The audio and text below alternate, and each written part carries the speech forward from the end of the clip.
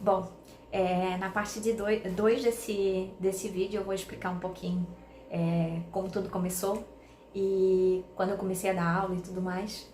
Então, voltando para essa parte 2, comecei a dar aula e comecei a perceber que fazia muito sentido e que as pessoas estavam gostando do que elas recebiam de informação. Eu tinha alunos que diziam assim para mim: poxa, professora, tu dá tanto exemplo prático, tanta coisa que a gente pode aplicar na prática, né? E isso para mim, assim, era mais do que o recebimento de salário, qualquer coisa nesse sentido, era ver nos olhos dos meus alunos, saber que o que eu tinha de conhecimento, o que eu estava passando para eles e que eles podiam aplicar na vida profissional. Então eram alunos que, no caso, por exemplo, de recursos humanos, que eles usavam no seu trabalho, mesmo não atuando ainda na área de recursos humanos, eles aplicavam aquelas informações de direito do trabalho, eles aplicavam como criar um CNPJ, eles aplicavam como fazer a tributação, que tipos de tributos que eles poderiam compreender melhor. E o pessoal de tecnologia da informação, que era um pessoal que realmente não gostava da área do direito, eu tinha que, assim, ter aquele jogo de cintura e poder transmitir aquelas informações rebuscadas, passar para eles de uma forma mais leve, mais tranquila.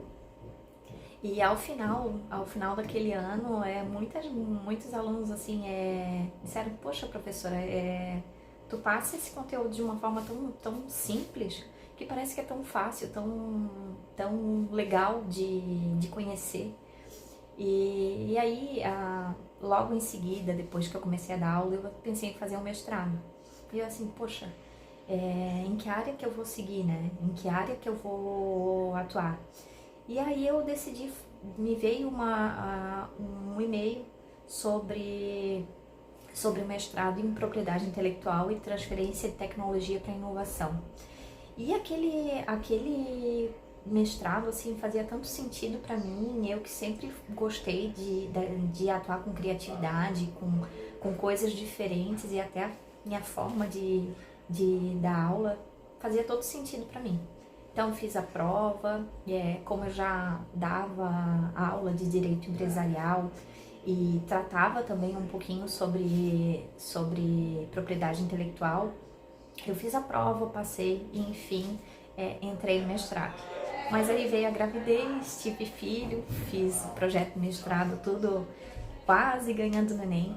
E agora eu tô finalizando, veio pandemia, tudo, e tornou mais difícil, né, a conclusão do mestrado.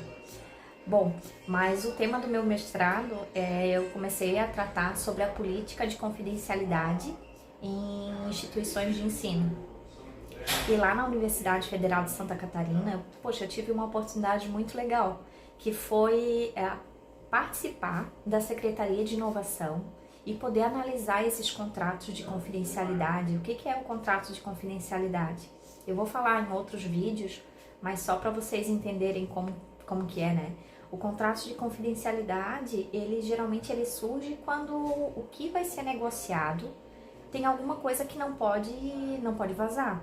Seja não poder vazar em relação à transmissão dessas informações, quanto em matéria de documentação, o descarte de documentos, o recebimento de documentos.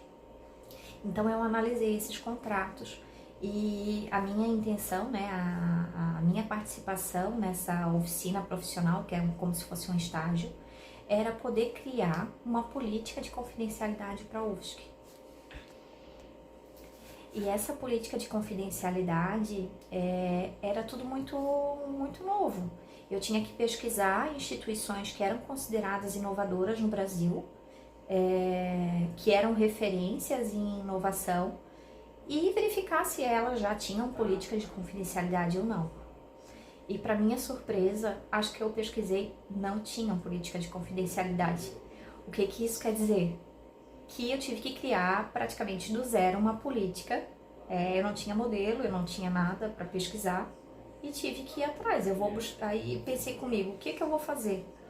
Eu fui atrás nas leis que pudessem ter relação com sigilo e confidencialidade das informações e fui construindo com muita batalha, com base naquele material que eu tinha, desses termos de confidencialidade, e fui criando o que fazia sentido ter naquela política.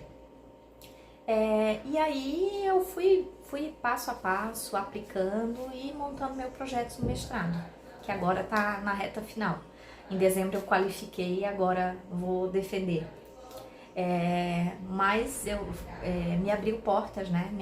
Eu tive a oportunidade de aprender muito sobre marca, direitos autorais, patentes. E o mestrado me trouxe assim um leque de opções para segmento muito interessante. E a área bancária eu já tinha atuado no escritório que eu trabalhei lá em 2012, 2013.